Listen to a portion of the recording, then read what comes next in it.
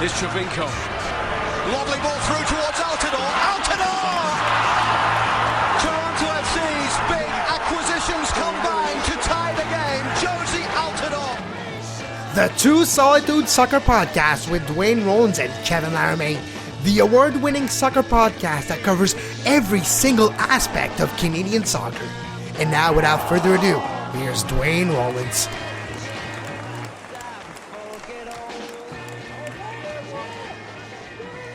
And welcome to the Two Solitudes podcast on a beautiful spring afternoon here in Toronto, Ontario, Canada. Kevin Laramie joins me, as always, from Montreal, which is preparing to host Costa Rica. I hope you're hoping for cold up there for the Costa Ricans, are you? It's snowing right now. Awesome. The only time in the last 6 months that I said, yeah, it's snowing and it's cold. Welcome to Montreal, Alawense. Alawense. I've been trying to say that out loud. I avoid saying it as much as possible because I don't know why. It's not that hard of a word to say, but a lot of people trip up on it. Alawense? You can always say LDA. Right? It's easier.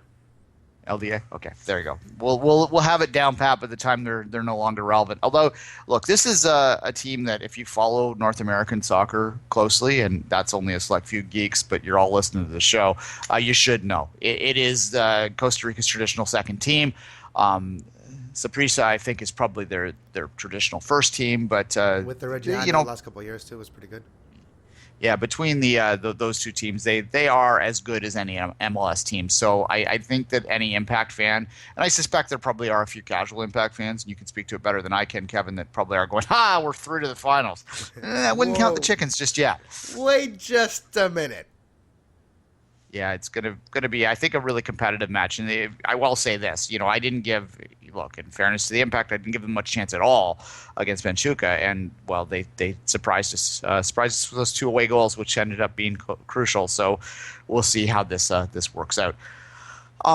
Kevin, today we were supposed to have Jake Edwards, the USL president, on. I laughed because this is the third time that the USL unfortunately had to postpone the interview for us. The last time they were doing this, Kevin, Tim Holt, which was the USL president when we were trying to book this originally, he turned out he was resigning. So it kind of made sense when it all played out at the end. I don't know what's happening today, but we will get him on eventually. In all seriousness, it's kind of funny at this point, but we will get him on eventually. And all your questions that you sent us this morning and yesterday on Twitter have been saved and will be asked whenever we get Mr. Edwards on the show. Exactly. In the meantime, we did book in Rudi Schuller at the last minute. Rudi was in Columbus this weekend. He gave us a nice little review of the Canadian situation and a little bit of touched on Canada at the end of the interview as well. So on this beautiful St. Patrick's Day, Kevin, let's take a break. Maybe play a little Irish music there for me in the bumper. Can you do that? Probably, yes.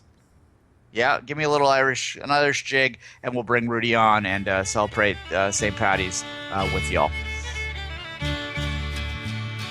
One evening fair, as the sun was shining, to Kilkenny I did go. I did meet with Captain Brady, a tall commander by his side.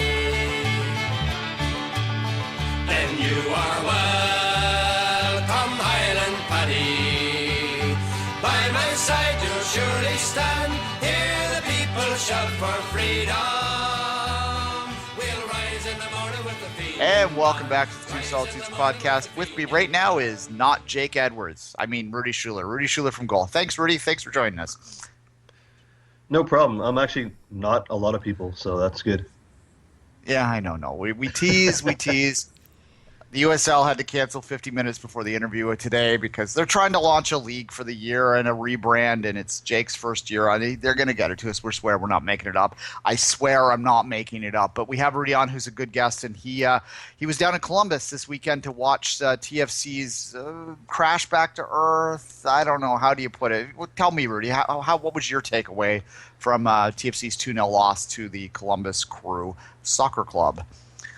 My takeaway was that the first half was actually quite an entertaining contest between two good soccer teams that wanted to establish early season dominance over the other one. But I think TFC, they were playing a decent road game.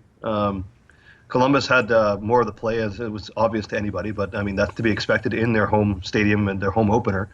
But I think TFC was doing enough to keep Columbus on their heels a bit, and maybe could have popped one or two in the first half if the bounces went a certain way. But it went into the half at 0-0. But we had one referee decision that kind of altered the game fundamentally, and from there on out, it was a completely different game. And I'm not one to like excuses being made for teams, but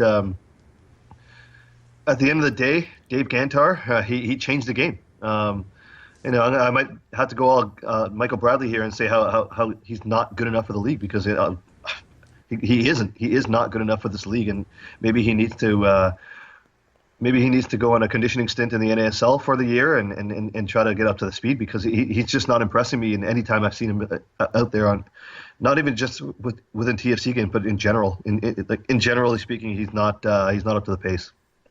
I know, Rudy, you like I try to watch all the games, at least all the condensed highlights off MLS Live every week. This was a particularly terrible week for the referees overall. The Dallas offside call, the 4 offsides. The Salt Lake penalty at the end. I mean, it was a terrible week for the referees. Is there anything you can really do to affect that, or do fans just put too much stock in the referee thing and they should just get on with it?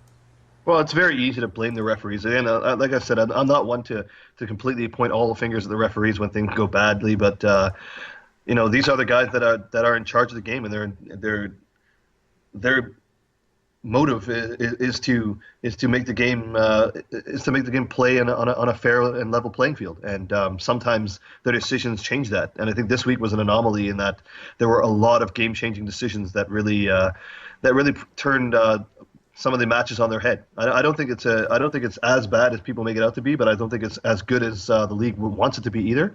It's somewhere in the middle. It's definitely not up to the standard that the league is growing in. I think the refereeing standard has lag behind the playing standard, the way each kind of level has grown over the years. But that's just something that not only the league, but also the USSF and the CSA are going to have to take a serious look at, because it's something that can hold the league back, and if it holds the league back, it holds the development of players back. And if it holds the development of players back, then what's the point?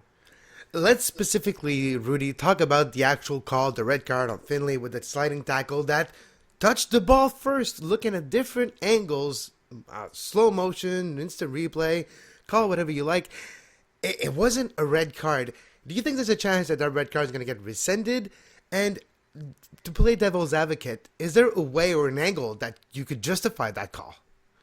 Well, for me personally, I don't think it was a red card. I don't even think it was a foul. I can see why some people do, because there was a bit of a shoulder on shoulder challenge there between Morrow and Finley, but that's allowed in the game. You're allowed to make some contact. This isn't a completely contactless sport. Yeah, I this said Finley, I meant Morrow. Sorry. Yeah. Sorry. Rudy. I said Finley, I meant Morrow. Sorry about that. Yeah. Well, I mean, it was the challenge between the two of them, right? So, yeah. To me, it was a shoulder on shoulder thing, and I think Morrow established position, and he was able to get to the ball first.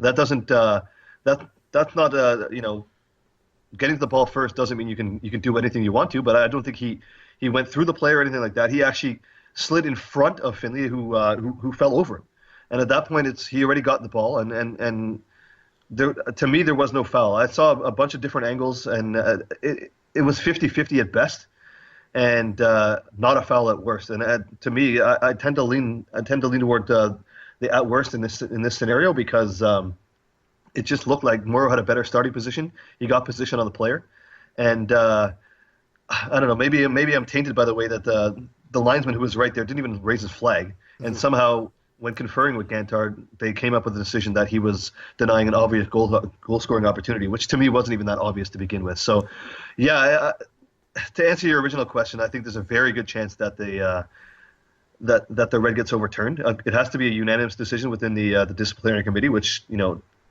that could, if there's a little bit doubt within one person, that could see it stand. But if there's any call that's to be overturned, I think this is one that has a very good chance of doing so. If we're looking at the game before there was the red card for Toronto, there was a 500 traveling supporters in Toronto as well, and Columbus, with Toronto. Did Toronto had a lot of chances or opportunity. Did they ever look dangerous before they had that call that changed their game? Sorry, you broke up a little bit there. I think you were asking me whether they looked dangerous before the car. Yeah, they didn't look particularly dangerous. Like I said, they had their spots. I think they were playing into the fact that Columbus is a very possession-oriented team, and of course Columbus is at home in their home opener, so of course emotion is going to be high. I think they were playing a decent road game. You know, they came out. I think they came out in the first half doing what they wanted to do in the first half against Vancouver, but the Vancouver speedsters and the turf kind of combined to shred up TFC's high line and the back line there. So I think, for me, Greg Vanney played a very smart first half, and he had his guys kind of almost playing not so much a counter-attacking style in the way Ryan Nelson did last year, but more just picking their spots and trying to play through the middle a little bit more, but being smarter about it. And Javinko and Altidore combined a couple of times to get a few shots off, nothing too particularly dangerous, but there were a couple of times when like I said, if the ball bounced a different way, then maybe something would have snuck in. But to me, I think Columbus was for sure the more dangerous team for both halves, of course. But in the first half, for what it was, I think that was to be expected. I think TFC soaked up the pressure well, and they did well to get into the halftime at 0-0, which probably was the game plan all along. Rudy, let's move a little bit away from TFC at this particular time. The Montreal Impact have an important two-game set coming up, the semifinals of the Concacaf Champions League. A bit of a break, I think, in not getting the Mexican team, but do you think that it's possible that Canadian fans that are cheering for the Impact are underestimating the opposition that the Impact have in this round? Oh, absolutely. I mean, Alajuelense was able to dismantle a DC United team that, to be fair, looked like they were completely underprepared and weren't up to the challenge in that last series. But this is soccer, and the cliche goes that anything can happen. And over two legs, Alajuelense was the better team against DC United.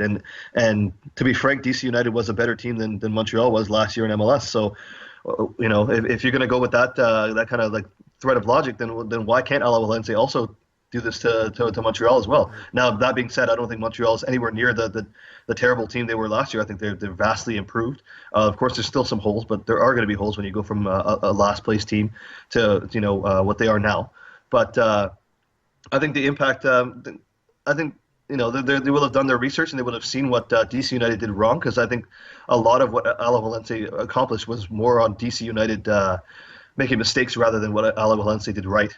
I think, especially in the second leg, you could see that DC was a lot more of what we're used to seeing out of them over the past year, and a bit, more composed on the ball and that sort of thing. They just didn't have enough to break down a stubborn team that knew that they had a huge cushion. So yeah, I think there's always a danger of fans looking at where other teams play, what leagues they play in, and kind of being overconfident. And I just don't think that any team from Canada in MLS can be confident against anyone in CONCACAF. So I don't think that the front office of Montreal or the playing staff or anything like that will be overconfident. They will have done a lot of their homework, and they would have seen exactly what they needed to do. Now it's all up to executing on Wednesday night. A personal point of view for you, Rudy.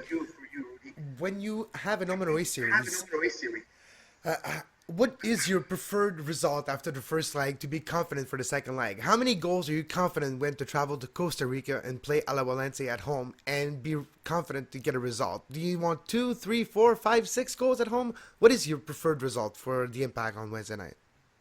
Well, it all depends on, of course, who's hosting the first leg, right? I mean, the first leg's in Montreal, so I think what the Impact need to do is it's not so much where, if they let in equal or more goals than they score, then they're in big trouble going back to Costa Rica, because, of course, as we know, as Canadian soccer fans, we know that playing anywhere in CONCACAF on the road is tough business. It's hard to get results anywhere on the road in CONCACAF. So if you're kind of gambling that you can nick a few goals in Costa Rica, well, then I think you're doomed from the start. I think what Frank Lopez needs to do is he probably needs to focus more on not giving up goals. And of course, you want to score some goals and send your home crowd happy, and of course have a little bit of an advantage going in. But to me, the bigger deal is keeping the clean sheet, or keeping Alajuelense to maybe one goal at most, while also scoring 2 or 3. To me, that's I think what Frank Lopez is going to be focusing on. Rudy, we'll wrap up. We'll focus on Vancouver here with a question. After seeing the Whitecaps play twice so far this year, just what is your perspective on the Whitecaps? There's a lot of hype going into the season on them. A lot of pundits here in Canada sort of viewed them as ready to break through to be a championship contending team. I, of course, am the outlier on that, but maybe that's my own bias. I don't know. Just where do you stand on the Whitecaps this season and what you've seen so far? I don't think they're ready to be a championship team, but I think they're very good. We saw that they were very good last year in a very, very tough Western Conference. And now it looks like the Western Conference may be even tougher with the inclusion of Sporting Kansas City. Some of the teams have gone down in the West, but the teams that you expect to be good are as good or even better as they were last year. That includes the Vancouver Whitecaps. I think Octavio Rivera looks like, based on very early returns, of course, he looks like he can succeed where previous forwards in Vancouver have failed. He knows how to get goals when it seems like no one else can. Even if it's just like I don't want to cheapen the goal he scored on the weekend, but he was kind of a Johnny on the spot and just popped it in, and that's what you need sometimes. You don't need to beat three guys and score a goal of the weekend every single week. Sometimes you just need to get the ball past the line, and he seems to be that kind of guy that will do whatever it takes to get the ball past the line. So with him leading the line and another year of experience for all the young guys behind him, and of course, Pedro Morales and Mauro Rosales having another year within Vancouver to kind of figure out their philosophy and their teammates and in Morales' case, the league. I think Vancouver has taken a step forward. Of course, again, it's very early to say definitively one way or the other, but just on paper, I believe they've taken a step forward. And given what I've seen over the first maybe game and a half, the first half of the first game, and then the against Chicago, which admittedly is a terrible team to begin with, but you can only play what's in front of you. And against Chicago, they looked quite convincing, and against TFC for the first half hour, they also looked quite convincing. So it's not going to be a straight trajectory for the Whitecaps. I think it's going to be a little bit of up and down as some of these newer pieces get to know each other, and of course, as the league figures out Octavio Rivero and figures out how to neutralize him and the rest of the Whitecaps team. There's going to be some growing pains, but I think it's going to be a lot better this year than it was last year under Carl Robinson, because we saw a lot of growing pains as well there. But now it's largely the same group. Of course, it's the same management team. So I think they're going to take a step forward. I don't think it's going to be as much of a step forward, but if they were to finish even second or third in the West, that would not be surprising to me. I just don't think they're a championship caliber team yet. I think they're still a little bit away from that, but stranger things have happened in MLS. Real quickly on the Canada front, this was a tough week for Canadian fans, and that's saying something with Canadian fans, really. The women lost Cyprus to England for the second straight year, which I don't think is a good sign, and maybe we'll talk about a bit about that in a minute, Kevin. The U17s, after looking great, had two straight games to get in with a win and couldn't do it, and the Gold Cup draw was a tough draw, though it was always going to be a tough draw. Focusing in more on the Gold Cup, Rudy, is there any chance that Canada could get out of that Gold Cup group? Oh, of course it's a chance. Canada had the exact same group in, I believe it was 2009, and they won the group. Of course, things are different now as they were 6 years ago. But Costa Rica, of course, is a much different team. But El Salvador and Jamaica aren't really particularly threatening. Again, I always say that with the caveat that this is Canada we're talking about, and anybody can beat Canada on any day in Concacaf for a variety of reasons. But on the flip side, Canada has shown that they can also beat anybody within the context of this kind of group on any given day as well, especially within the Gold Cup. Canada's very recently beaten Jamaica at BMO Field last year, and El Salvador is. I don't think El Salvador is the same team as they were back in the 90s when they were one of the top teams, maybe top four in CONCACAF. They've gone through a bit of a dry spell over the past 15 years, very similar to Canada. So, it all depends on how those first couple of games go, because if it comes down to needing a result against Costa Rica at BMO Field, I don't think that's what Canada wants. I think they want to just play with no pressure at BMO Field in that final group stage game. After having gotten a couple of good results against El Salvador and Jamaica, and there's no reason why they can't. To me, Canada shouldn't be scared of any teams outside of the big 3 or 4 within Concacaf, and there's only one of those teams within Group B, and it's Costa Rica, which we know a lot about. So I think there's every reason to believe that Canada could make it through. All right, that's Rudi Schuller from Goal. Last minute addition to the show today. Always good with your time. Thanks, Rudi. Thanks again, guys. For it's home, boys, home. Home I'd like to be, home for a while in the old country, where the oak and the ash and the bonny round tree are all growing green in the old country. Who wouldn't be a sailor lad a-sailing on the main, to gain the goodwill of his captain's complain? He come ashore one evening for to be, and that was the beginning of me one true loving me. And it's home, boys, home. Home I'd like to be, home for a while in the old country, where the oak and the ash and the bonny rowan tree are all growing green in the old country. Thanks again to Rudi for joining us. Look, we're going to review the Canadian stuff in our final segment, as we always do, so we'll move past there and instead focus a little bit on the Canadian side of things. I share Rudi's feeling. When the group came out, if you listen to, Jason DeVos, being the most prominent of them, was basically, oh, horrible group, and oh, we're screwed, and all this. There was all this sort of stuff out there, and my mind is going like, no, it's not the worst group. We got Costa Rica, which is the weakest of the big 3. We got Jamaica in the group, which they've beaten before, and El Salvador is no better than Canada, in my opinion. I mean, maybe, they might be a little bit.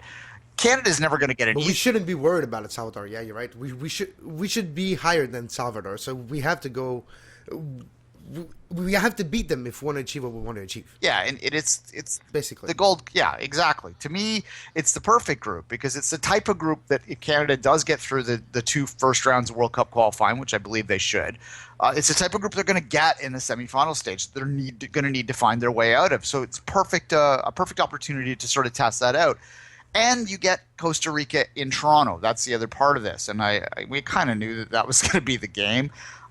Doesn't really surprise any of us that was the game, but it is confirmed now, and that gives us a better opportunity in the toughest match of the group, I think.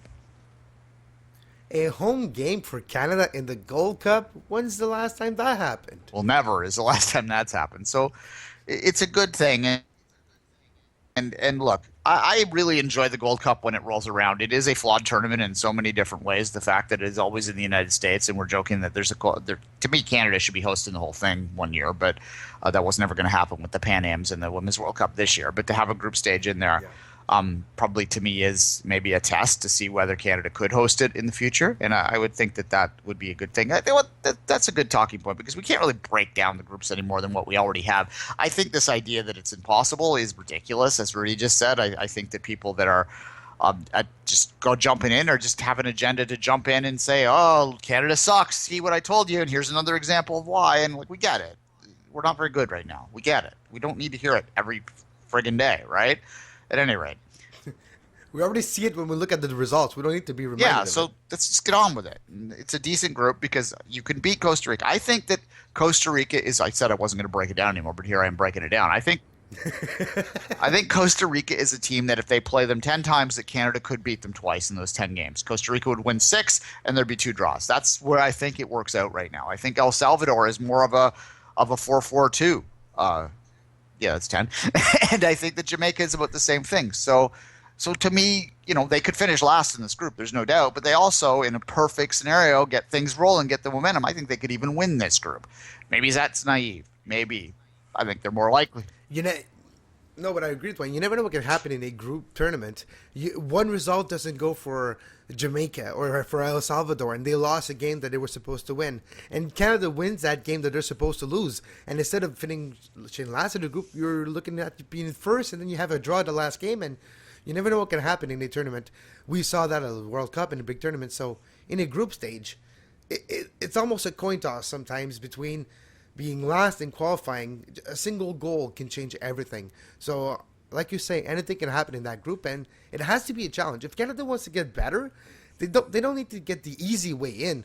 They need to get the hard way in, so they learn something. Yeah, I think that the realistic target is 4 points, probably 1-1-1. That would, I think, if they came out 1-1-1, none of us would be dancing for joy with that. But I think most of us that are. That's the exact scenario we were just talking about. A 4-point group when it's all tied. Example, after 2 games, it's 3-3-1-0.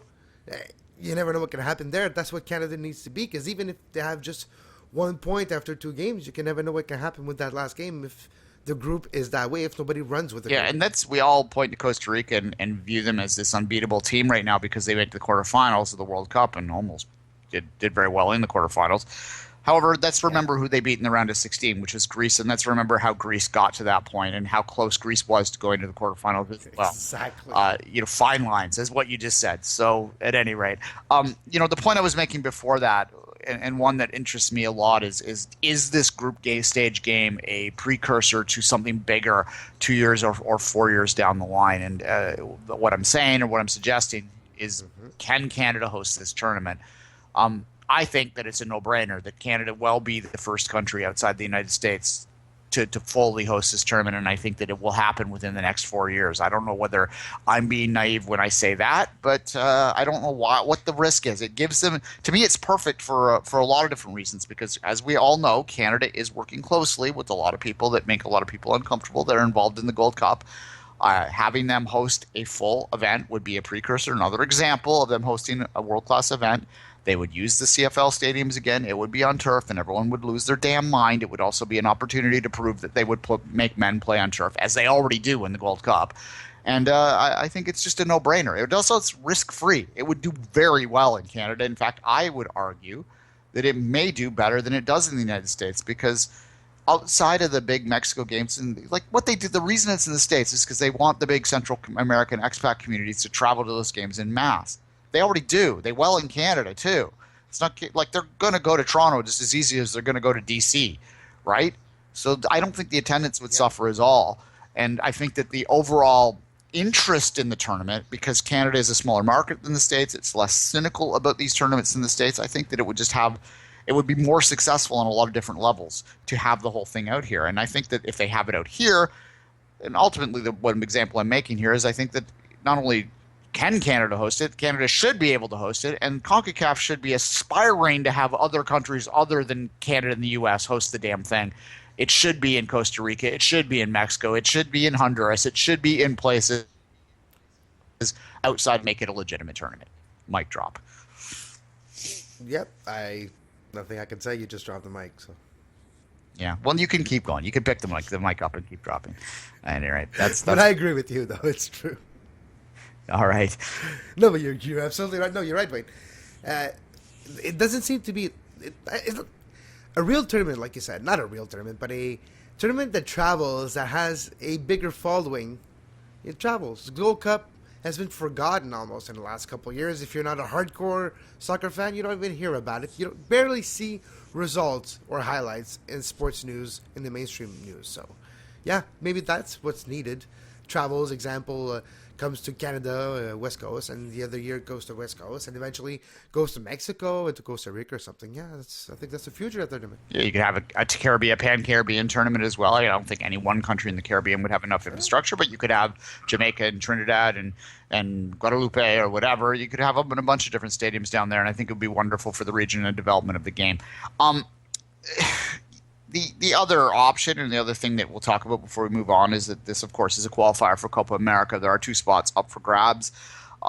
Should that be a goal of Canada's? It absolutely should be a goal. Should it be something that we reasonably expect? Probably not. But I think it's at least something that we can aim for. And ultimately, I hope, as many people do, that the Copa America idea, the Pan-American Championships held the same year as the European Championships, is something that happens with a qualifier tied in, which would be probably the Gold Cup that would be on the 2 years before that.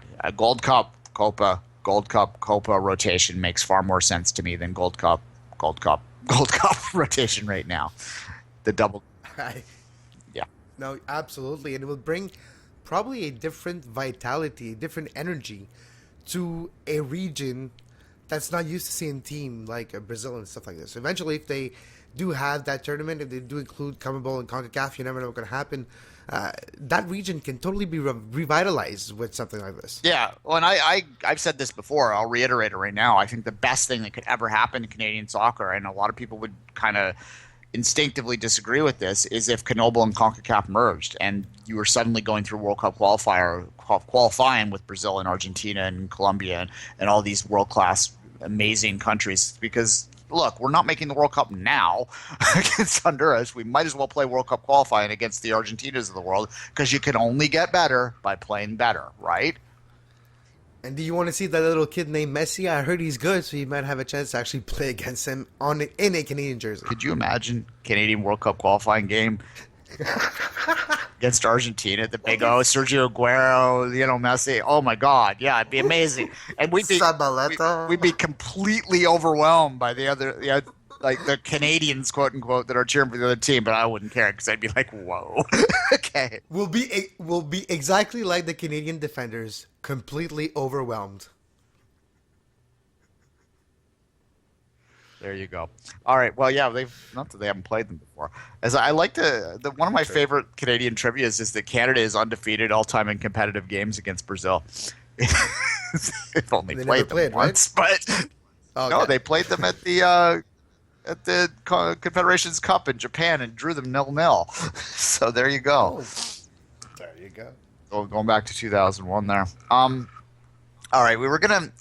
Just briefly, we were supposed to have J.K. Edwards on the show, as you all know by now. So we were going to have a little bit of a USL conversation. We're not going to have as in-depth a one as we were, but I did want to sort of set it up to let people know what we were thinking of asking Jake, so that you have an idea of what the interview is going to be like.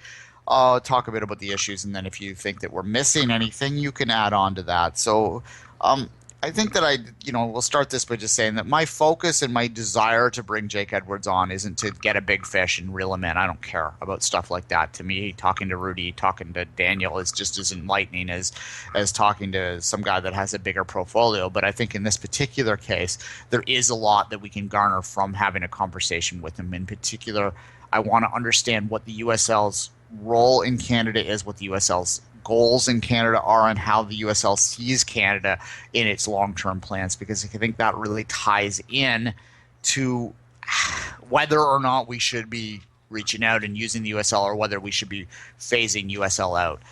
That's kind of why I want to have Jake Edwards on. I don't know about you, Kevin.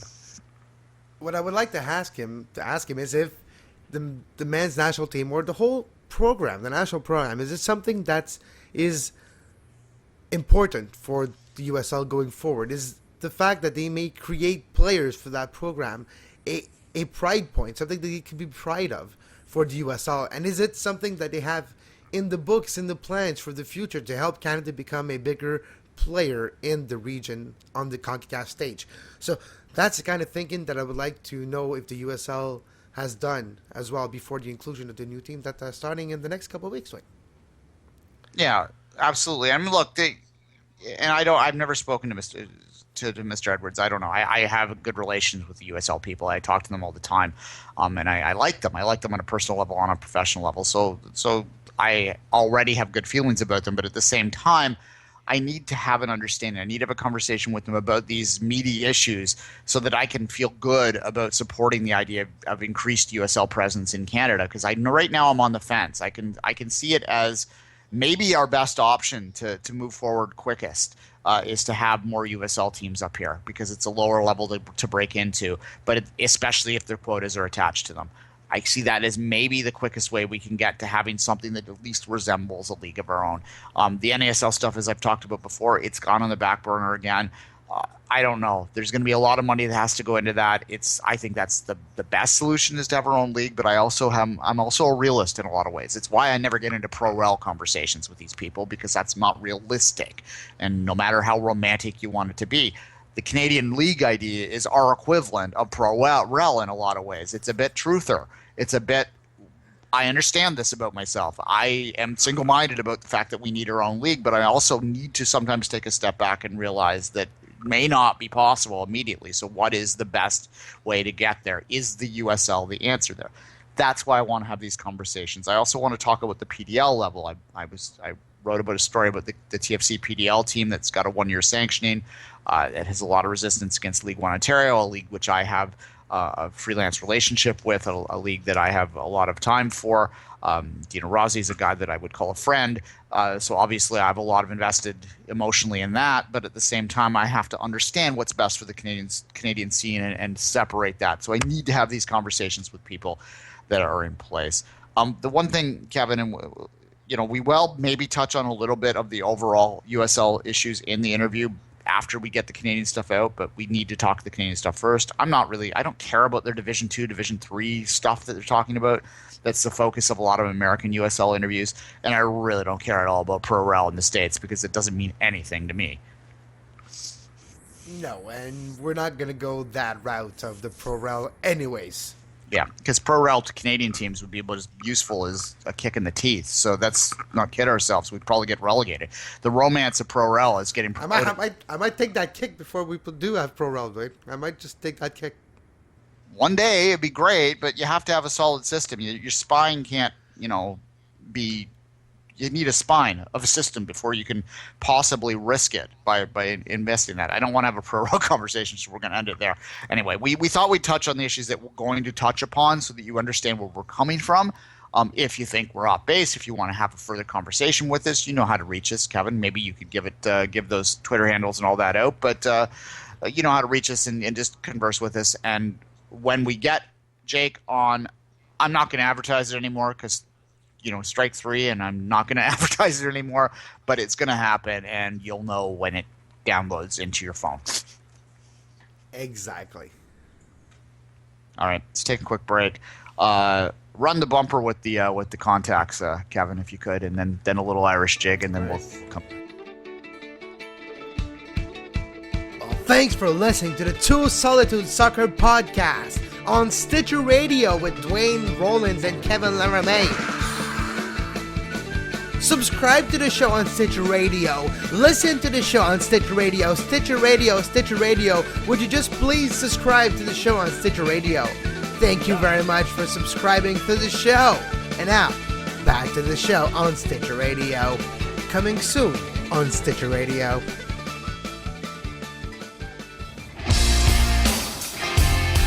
The Canadian Review on the Two Solitudes Soccer Podcast.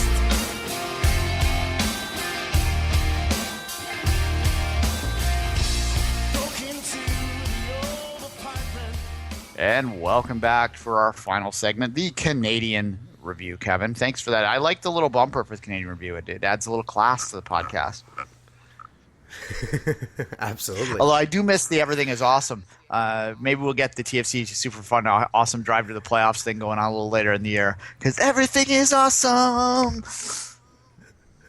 I'm still told on Twitter that people still have that song in their head. I dare you to not dance a little to it when it happens. You toddler dance to it. So you start you close your eyes and you shake your fist like everything is awesome. I dare you to not do that when you hear that song. It's cool when you're part of a team.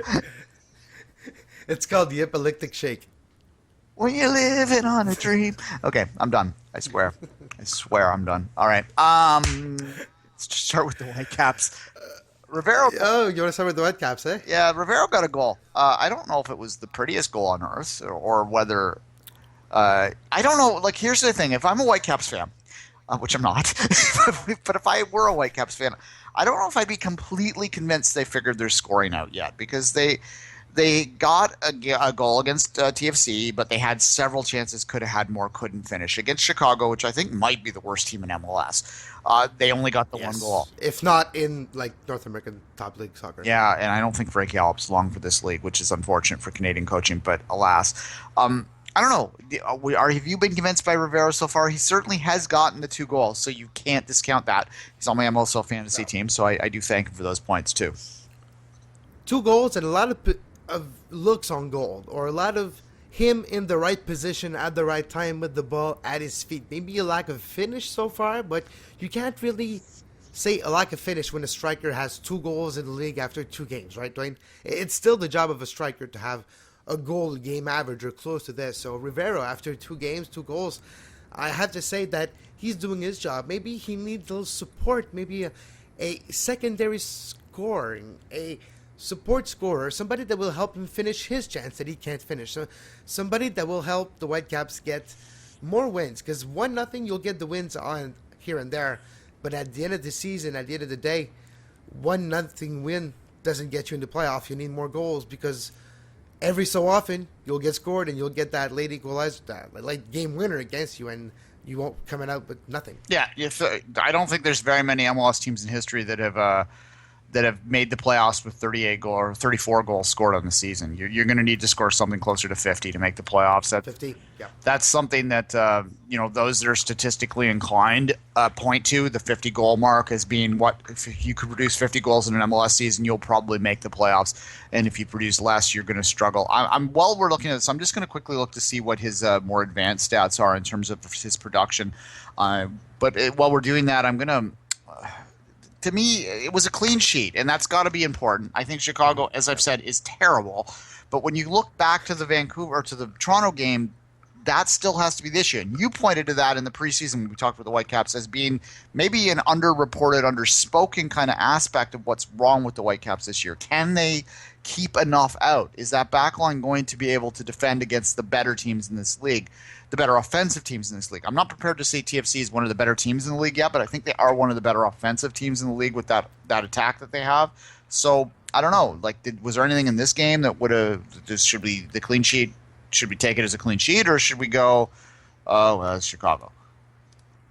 No, I think it's a little of both. It's still Chicago. Their best element of Chicago have left the team last year. So Soumare was one of their pillars in the defense. He's not with Montreal. There's a couple of moves that Chicago made that left everybody wondering. That being said, doesn't take anything away from the Whitecaps and David Ousted's clean sheet, because it's a clean sheet. Their second game in Major League Soccer. They lost the first one to Toronto at home. It was a disappointing loss, but rebounding on the road, a huge travel. Vancouver to Chicago is not close. It's not an easy bus trip. It's quite a not a long, but it's quite a flight. So all that being said, and get a clean sheet on the road in conditions that are not necessarily easy because it's still early in the season, I'll take it any day of the week, Duane. Okay, I'm looking at the Rivero stats right here, the advanced stats, and they actually are pretty good. Shots per 90 is 5. He's getting 5 shots per 90 right now, which is a really, really impressive total.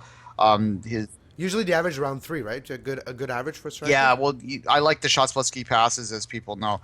So just looking at his key passes right now. So shots 5, his key passes are, if I can find them here, is, where are you, Rivero? And you're looking for a number close to 10, I imagine? Yeah, less than a great game. Less than 10 would be. You're not going to find 10 very often in MLS. I think Robbie Keane. Yeah, exactly. Yeah, I think the leader last year had 12 or something shots and key passes per game. I'd have to look that back up. But at any rate, Rivero is third on the team in key passes with 2. So right now he has a shots plus key passes level of 7, which is quite impressive, actually. So I'm going to answer my own questions. I am pretty excited by what I'm seeing by Rivero right now if I'm an Impact fan, because he is producing B. If you're a Vancouver fan, if you're an Impact fan, you probably don't really care. But if you're a Vancouver fan, you're really happy. Did I say Impact? Okay, well, Vancouver. Yes.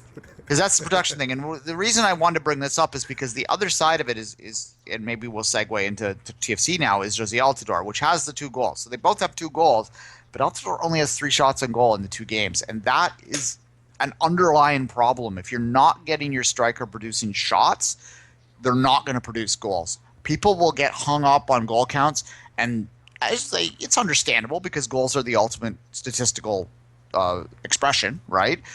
Mm-hmm. However, goals are there's so much based on goals. It's where you get the ball. It's a bit of luck. It's, sometimes you get robbed by a good keeping save. There's a lot of factors that go into goals, whereas shots are pretty generic. If you're generating shots, history shows us you will generate goals ultimately, even if you have little slumps in the season where the goals don't come as quickly as they would. So when I look, no, you're right. You can score 1 goal in a game by just having 1 shot, but it's a wonder goal from that you cannot recreate over a long period of time, that it's not going to be consistent. Then you can have a guy that has 4 or 5 looks on goal every game. They might not be the prettiest or the most dangerous looks, but over the length of the season, the law of averages saying that he's going to bury a couple of those and probably get the bigger tally at the end of the season. Exactly.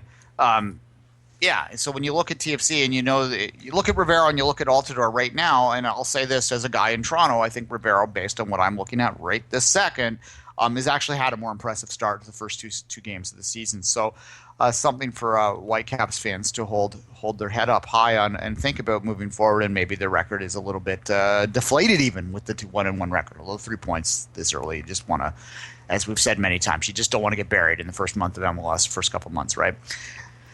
Just don't look into a gap. That's all you need to do. All right. Let's move on and talk about the TFC Columbus game. David Gantar, Duane. Well, look, it was a game-changing call. And it was the wrong call. But I'll say this. It's the wrong call with the benefit of replay.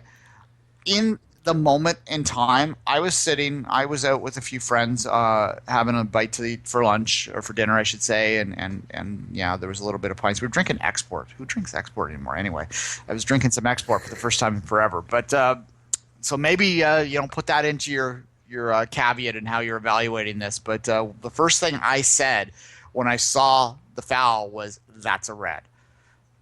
And maybe that's because I watch a lot of MLS soccer and I know how the game gets called. I just instantly knew that they were going to call that red. I never had a single second of hope that it wasn't going to be anything other than a red card. And as soon as it was red, I had very little hope that TFC was going to get anything out of the game. I think that Rudi was right when he evaluated this in the first half, that in the first half, although Columbus probably had the slight balance in play, like TFC had produced a couple chances and certainly could have had one great chance there from Giovinco that sort of hit the side netting that could have been a goal. It might have been a goal on many other occasions, and he still impressed me at times. Altidore was a bit invisible, especially when it got to 10 men, but Giovinco is the real deal from what I can tell. So the first half was not that bad, and I could have seen a scenario had they gone 11v11 and Caldwell hadn't got hurt, and we'll talk about that in a minute, the Caldwell situation, the backline situation, but the second half was not good, and it was not good even in the context of having 10 men. Yes, the game that changed the game, the call, but I would not go so far to say as that's the sole reason why they lost it, because they still had a chance with 10 men. There were still plenty of examples in this world of teams with 10 men even getting wins, or at very least playing more competitively than TFC did. TFC was just naive in that second half. They didn't adjust well enough to their tactics. They didn't produce anything going forward, and they were really just terrifying at the back at times, this particularly on the fullbacks. They brought Ashton Morgan in. They had to take Caldwell off, put Hagelin in there. So you have Hagelin, and you have a very young back line with Parkis kind of trying to marshal it a little bit, and he doesn't speak the language perfectly, right? So it was not an ideal. And I think one of the things that it does underline, and I'm going to talk about Joe Bendik in a minute here too, and actually this is a good place to jump in. I think Joe Bendik, people always say, his distribution is what he's a great shot stopper and his distribution is great. Well, the stats don't actually serve that. They show that his distribution is fine and his shot blocking is actually below average, but at any rate, below par, yeah. But I think his true weakness in the game is how he marshals the back line. And we saw that. The number one difference between when Cesar was on the team last year and when Bendik came back in was just the defense got worse. And yes, Joe Bendik can make a reflex save. Every keeper in MLS can. He doesn't do anything any more special than anyone else in MLS. To me, he's a slightly below average MLS keeper. And I know there's a lot of people that love Joe Bendik in this city, that think he is the cat's you-know-what, that he is absolutely one of TFC's top players. I don't see it. And I don't see it both from my eyeball, and I don't see it when I look at the numbers underneath them. And a lot of people will dismiss keeping numbers, and I understand all the arguments for that. But when you combine that and you look at this perception that he doesn't distribute the ball well, again, doesn't back up by the stats. He distributes the ball around, his pass completion rate last year was 60%, which ranked him fourth best among MLS keepers that started. So I don't know where the distribution problem is getting presented when it's just simply not there in a pure numbers evidence standpoint. Yeah. But with the keeper, the thing is, Duane, I think there's maybe too much emphasis made on the fact that they can stop shots or block shots when if we go back to the famous law of averages over the season, over a long season like Major League Soccer that spans almost 10 months from beginning of training camp to the end of the season, what's important is probably more how he handles the defense, because over 90 minutes, over many games, over the season, if he does that, the amount of shot they will get will be lower than if he doesn't. So that does affect those stats. But I think it puts a highlight that for me, for a good keeper, what's more important is the way he marshals his backline than how he does a reaction saves. No, 100%. You're right. Command of the box, too. Command of the box and marshaling the backline, to me, are and you can't measure them statistically, and that's where people get into the arguments about, goalkeeping stats are irrelevant. I think that they are weaker than other stats for sure, but they do actually, particularly when you get to distribution, not to belabor that, but that's the one where I do take some stock in it. So anyway, if you want, the next time you say Joe Bendik is a terrible distributor of the ball and a great shot blocker, I want you to really evaluate whether that's true, because he's actually an okay distributor of the ball and just average at best of a shot blocker. The other thing, too, and the last point on the keeping is I think that one of the reasons that Canadians get so caught up, and if you look at all three Canadian cities, I think that they often overvalue their keeper because they think of him as hockey keeper.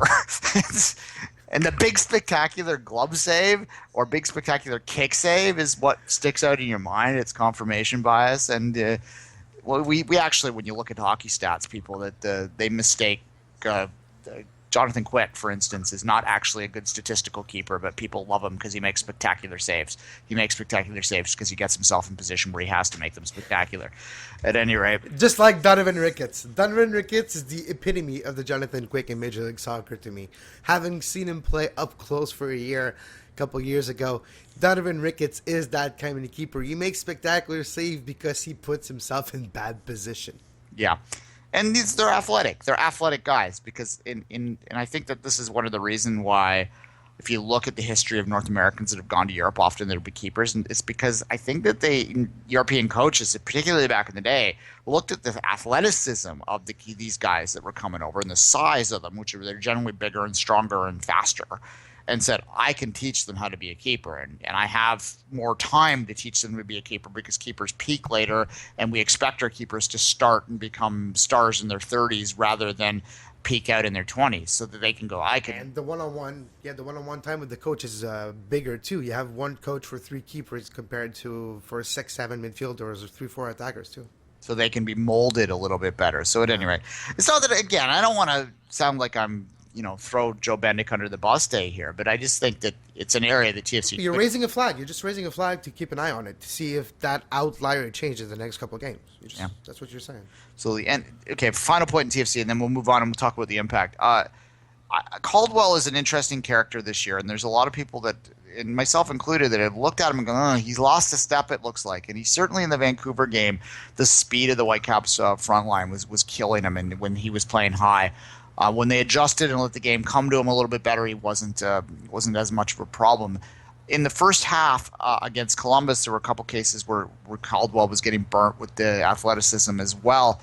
But when he came out, I think the real value of Caldwell started to show. They were a disaster at the back without Caldwell there. They need his marshalling. If you're not getting it from Bendik, you need to get it from somewhere. And Caldwell right now is playing almost sweeper keeper. In a way, right? Like, he's not a keeper. Obviously, he can't grab the ball with his hands, but he's almost playing the role, the leadership role, the marshalling role that a keeper should be playing. And I think that is something that needs to be addressed, because if he's out for an extended period of time, that back line, I think he's a good player. I think he's a technical player, a highly technical player that can play the ball out of trouble better than in many defenders I've ever seen at TFC.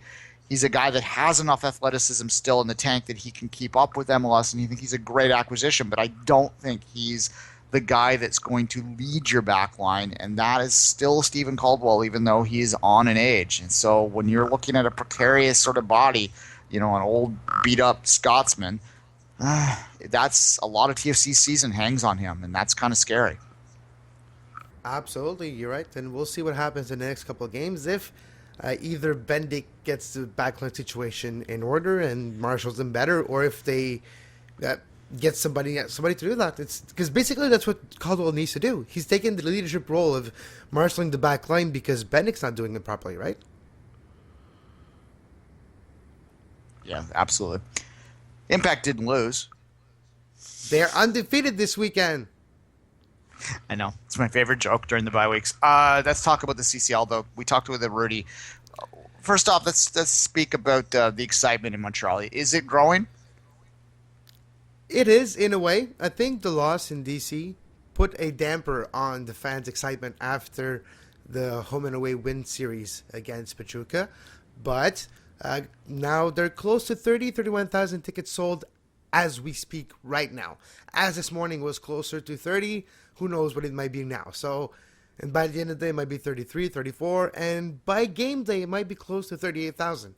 So, but I think it's good because if it happens once, it could be an outlier, as a term you like to say, or it could be just a one-off.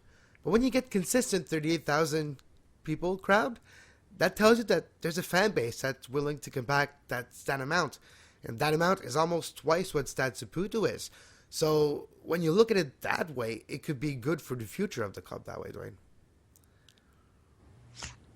Yeah, well, Montreal, as you've said many times, is a big event city. So I don't know whether you would see more games at the Big O, or even if it's ideal to play at the Big O, because I don't think the pitch is all that great there. But no, but the idea is that with 38,000. Sorry, with the idea is 38,000 twice, and maybe 4 times if there's you count a couple of games last year. Maybe Stade Saputo can host more and consistently fill those seats. If you can get 38,000 to come back many times a year, maybe there's 5,000 of that 38,000 that would get season tickets, and you can have more people at Stade Saputo. That's the point of the idea. Yeah, Stade Saputo, for those that haven't been there, it's a very nice stadium.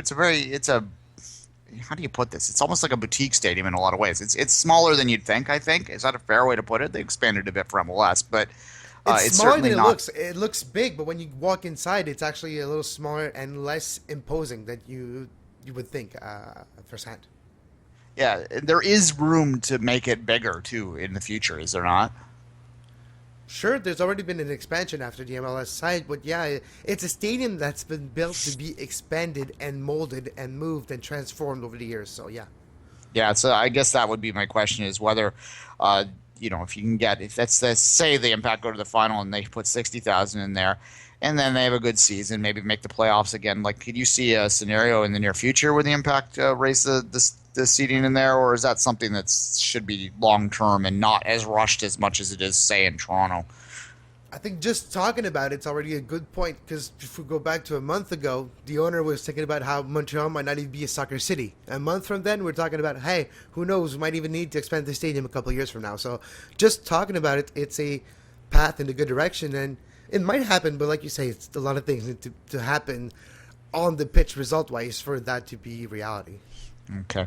Last question on sort of the hype around it, outside of it, the offside, the pitch stuff. The media attention, is it growing?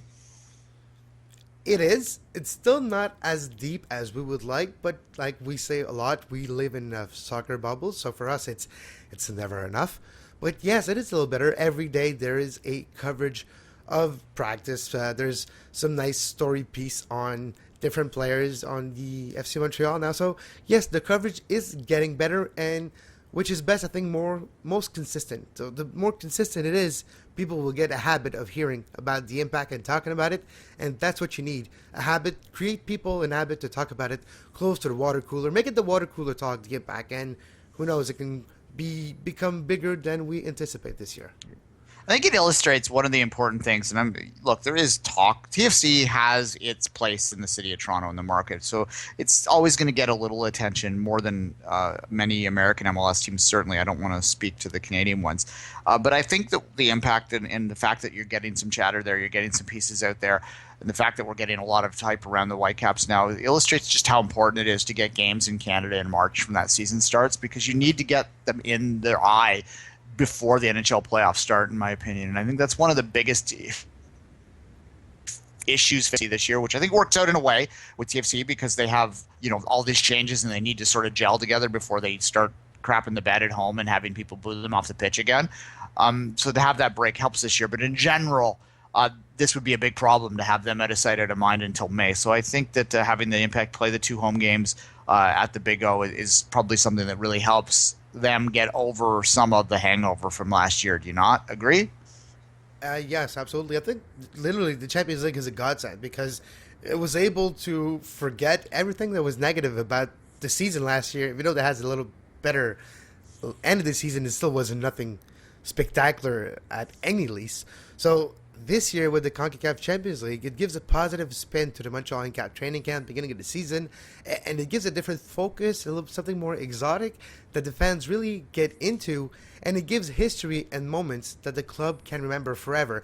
Type of moment that you put on a postcard or on a tifo. So just for the whole foot culture, for the whole culture of the sport that needs to be bigger for to be where we want this league to be, I think the CONCACAF Champions League's result is a godsend. If it's going to carry over that momentum to Major League Soccer, that's something else, and something that it's not really relevant right now because you have to live in a moment, and the only thing I can think about right now is Wednesday night, 8 p.m., Stade Olympique. It's interesting that there was an article that came out after DC United fell out of the Champions League from an American writer that talked about how they wanted to get rid of the CCL, and clearly it was a failure, and they should go back to they called it Superliga back in the time. It predates the Impact and the Whitecaps' time in the league. Superliga was this competition, sort of. Maybe it was envisioned to be the Europa League of MLS. I don't know what it was, but it was a disaster regardless of what it was. What it literally was a competition between the Mexican League and MLS League that was for the teams that didn't make the Champions League. So that's where my Europa League came from. This writer, and I've heard other people say it, suggested that why the hell are we having the CCL? We need to get rid of all this because no one cares about these teams in Costa Rica. No one cares about these teams in Jamaica. We just want to, as American fans, we just want to watch Pachuca play the Galaxy. We want to watch Pumas play KC. And look, those games can be excellent when they happen, but it is such an American-centric view that the CCL is irrelevant. And if you look at the biggest crowds in the history have been up here, and I think the Canadians have really embraced it because we're already outsiders in MLS. We kind of like the opportunity to represent on our own in this champion competition. Yeah. Maybe that's a bit sociological of me to put that out there, but even beyond the Canadian aspect, this idea. Look at Costa Rica, Duane. Look at Costa Rica, the way they treat the CCL. 2 out of 4 teams in the semifinals are Costa Rican. 1 is Canadian and 1 is Mexican. It tells you a lot about that tournament, who takes it seriously, and for who it's important. For me, having a country like Costa Rica, which is kind of an example that what we want Canada to become soccer-wise. They have their own league, and they're able to have quotas. A majority of the team have the maximum of 3 foreign players, or Costa Rican are playing, and you saw the result last World Cup. So when we have a tournament like this that justifies those blueprint for the development of players up to the pro level, it brings everything back together, and it seems to be fitting and be right. That's the only way I can put it. I do agree with the format that is now. Yeah, this idea that you would first of all, I don't think there's a chance you're going to do this. And look, there is a need for the rest of the region to step up and be more competitive against Mexico, for the Mexicans to really truly buy into the tournament. They will buy into the tournament because it is their way into the Club World Cup, and the Mexicans do want to get to that. So that's why they do buy in. But in the meantime, to get just throw the baby out with the bathwater, to use an old adage, it's ridiculous and incredibly American-centric, and I hope that no one ever takes that idea seriously.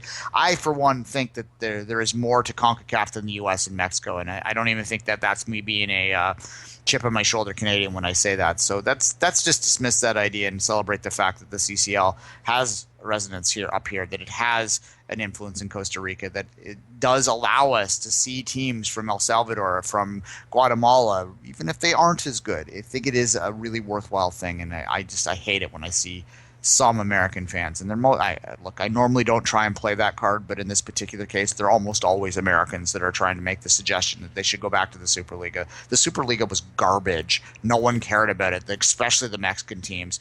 It was a disaster, and that's why it was canceled. So this hindsight that they should go back to a tournament that failed the first time is just ridiculous to me. At any rate, I wanted to get that rant out there.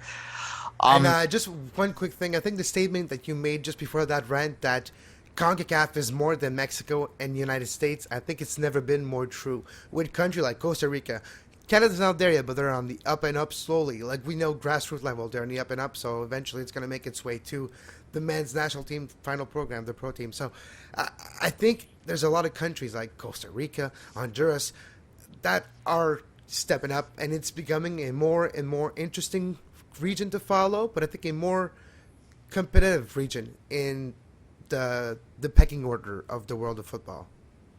All right. In terms of on the pitch stuff, I mean, it was the week off, makes it a little hard out of sight, out of mind in terms of the impact prep. But from your perspective there, do you think we're going to see any major changes in the tactics that we saw against the Mexicans? Are they going to be a little bit more forward, do you think?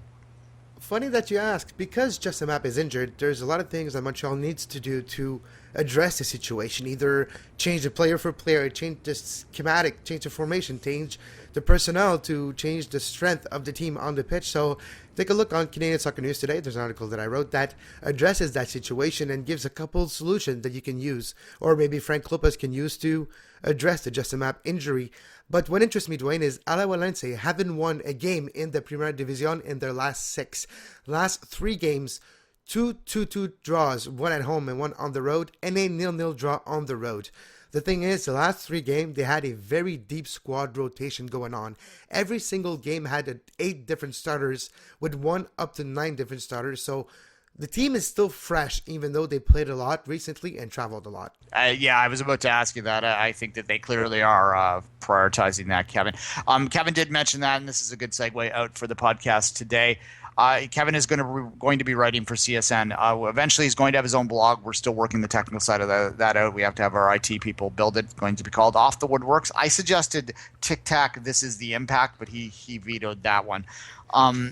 Hey, if people like it, who knows? But the default one is going to be Off the Woodworks. Well, you think about it, the Toronto fans ask who the Impact are, so I thought that it would just be Tic Tac. This is the Impact would be anyway. No, it's going to be the Off the Woodworks with an X, as most of Kevin's things are. That'll be starting today. In the meantime, until we get his section set up, you'll find his work on 24th Minute just with his own byline attached to it. So when you're yelling at him in the comments, don't yell at me. That often happens when I have byline pieces in the 24th Minute. People will be telling me off even though I didn't write it. It's or complimenting me even though I didn't write it, for that matter. The other thing, quick housekeeping, we have a fundraiser going on in terms of trying to support the podcast a little bit more. Kevin, why don't you tell the people real quickly how they can support us in that way, and then we'll wrap it up for today. And hopefully sometime this week we'll be back with that Jake Edwards interview.